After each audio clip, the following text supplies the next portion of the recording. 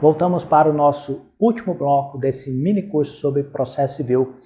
Vamos trazer agora sobre reconvenção. Reconvenção é uma das manifestações do réu e está apenas no artigo 343. Você pode falar assim, nossa, somente um artigo é muito fácil entender reconvenção.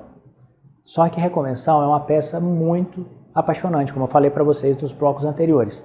Por que é uma peça muito apaixonante? Porque reconvenção ela é uma pretensão, ou seja, é uma ação que o réu vai mover dentro do próprio processo do autor. Então, é por isso que o CPC chama de ação principal e reconvenção. Olha bem, contestação, defesa, reconvenção, pretensão. Pretensão é sinônimo de ação. Portanto, tudo que se aplica à ação vai se aplicar também para a reconvenção. Então, dentro das manifestações do réu, nós temos as seguintes possibilidades.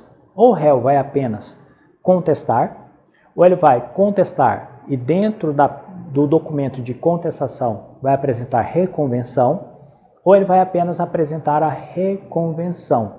Tudo isso dentro do prazo de manifestação que ele tem.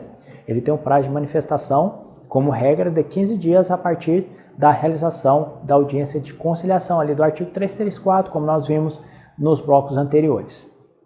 Agora eu quero que você pense comigo o seguinte. Quando nós tratamos sobre reconvenção, significa que, por algum motivo, o réu pode ajuizar uma ação contra o autor.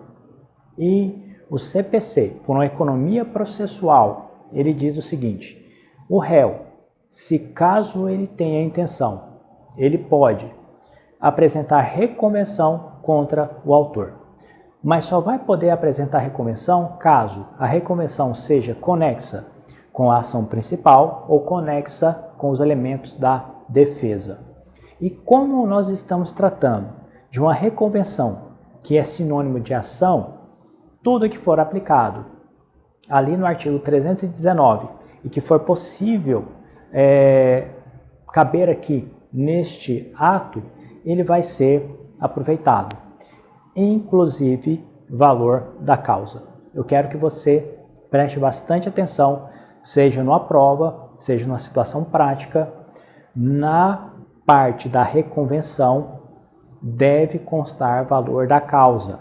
E isso está até mesmo lá na parte do valor da causa dentro do CPC. Tá? Então, o valor da causa ele é aplicado para a petição inicial e para a reconvenção. Como eu falei para vocês, o réu pode contestar e reconvir. O CPC de 73 ele trazia que a reconvenção e a contestação eram em peças separadas. O CPC 2015 não. Agora ele fala que a reconvenção é dentro do mesmo documento ou dentro da mesma peça que a contestação. Então a reconvenção será um capítulo da contestação.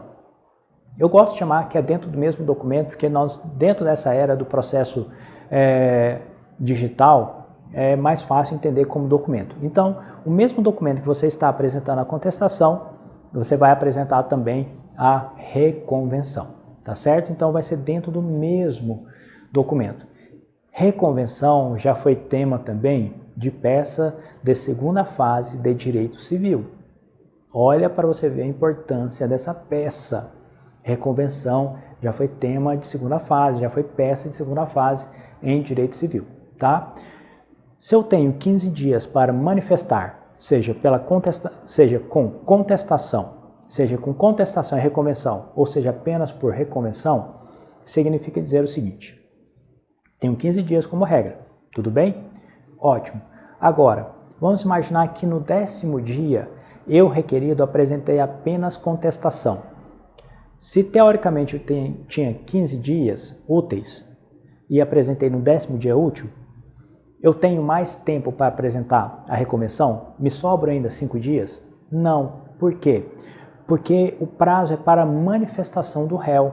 E quando ele se manifesta, naquele dia vai acontecer o fenômeno chamado preclusão, tá? Então, pode ser que caia numa prova ou em uma situação prática esse exemplo que eu dei para vocês. Então, vamos recapitular o exemplo para você ficar muito afiado nisso daqui. Tem 15 dias úteis para apresentar manifestação do réu. No 10º dia, o réu apresenta apenas a sua contestação. O réu pode, nos 5 dias úteis que sobram desse prazo de 15 dias, ele pode apresentar a reconvenção? Não, porque a partir do momento que ele apresenta a contestação, ele cumpriu com o ato processual, ou a etapa, ou melhor dizendo, a etapa processual de manifestação. Se ele não fez reconvenção, vai acontecer o fenômeno da preclusão. Então, o que o réu pode fazer nesse caso? Ajuizar uma ação autônoma, tá? Vamos mudar o exemplo. Tem 15 dias úteis para apresentar uma manifestação. E o réu, no 5º dia, apresenta a reconvenção. Ele pode, posteriormente, apresentar a sua contestação? Também não. A partir do momento que ele apresenta uma das suas manifestações, a outra está preclusa. Então, se ele quer apresentar contestação e reconvenção, ele tem que fazer tudo dentro do mesmo documento, dentro do mesmo prazo. Agora é importante você saber o seguinte: para apresentar reconvenção, o réu não precisa contestar.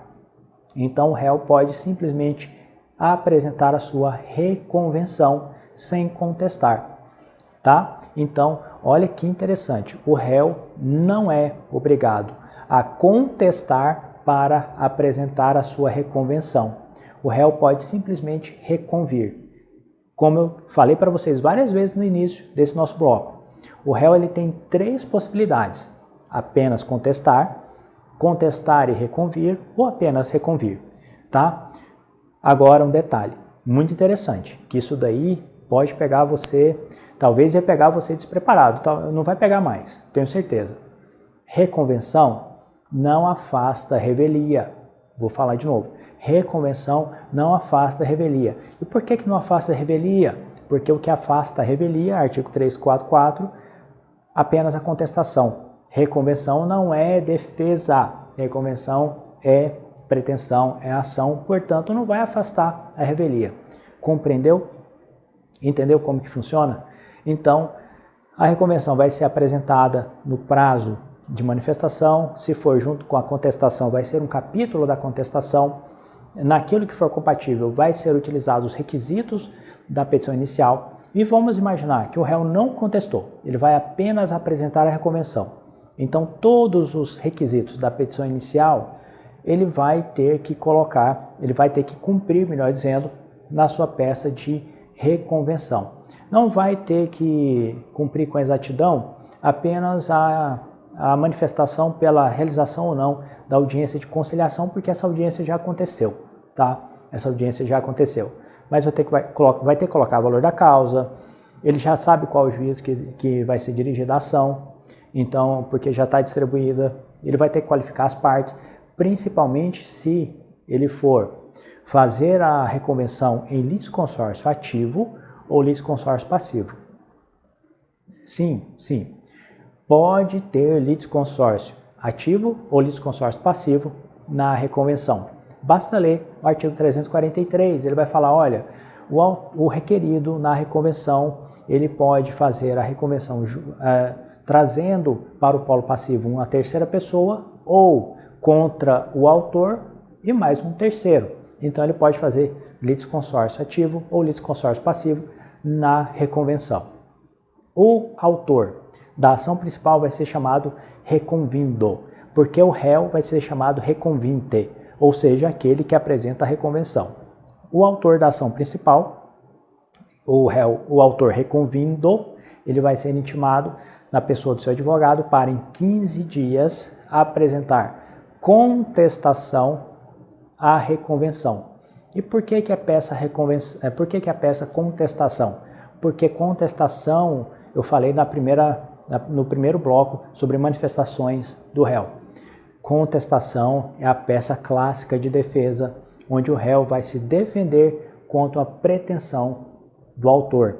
Pretensão é uma ação. Por isso que aqui na reconvenção, o autor reconvindo, ele vai ser intimado para apresentar a contestação no prazo de 15 dias e especificar provas que ele entender necessário para comprovar a existência dos fatos alegados na sua contestação. Na reconvenção, o réu reconvinte também ele vai elencar provas, os meios de prova que ele pretende demonstrar a existência dos seus fatos. Bom, pessoal, muito legal estar com vocês. Falamos a respeito de toda a fase postulatória e depois dessa fase postulatória, que nós vamos ver a predominância se vocês observarem, vocês viram que a fase postulatória é predominantemente atos do autor e réu. O juiz aqui basicamente só vai falar no juízo de admissibilidade da petição inicial e, se for o caso, a depender da situação mesmo, muito excepcional, na audiência de conciliação. Fora isso, é autor e réu quem está falando. Então aqui, nas manifestações do réu, encerra a fase postulatória. Da fase postulatória, pula-se para a fase ordinatória. Aí sim, a fase ordinatória, nós vamos ver bem mais atos praticados pelo juiz, porque são atos destinados vai ser destinados a regularizar o andamento processual com saneamento do processo, ou das providências preliminares, ou ele vai determinar a extinção do processo, ou vai julgar antecipadamente o feito total ou parcialmente. Muito obrigado pela participação de vocês, espero que tenham gostado, espero que tenha sido muito útil esse mini curso que eu pude oferecer para vocês. E quando precisar trocar uma ideia sobre o processo, pode me chamar no Instagram, que eu estarei pronto para ajudá-los. Muito obrigado e até a próxima.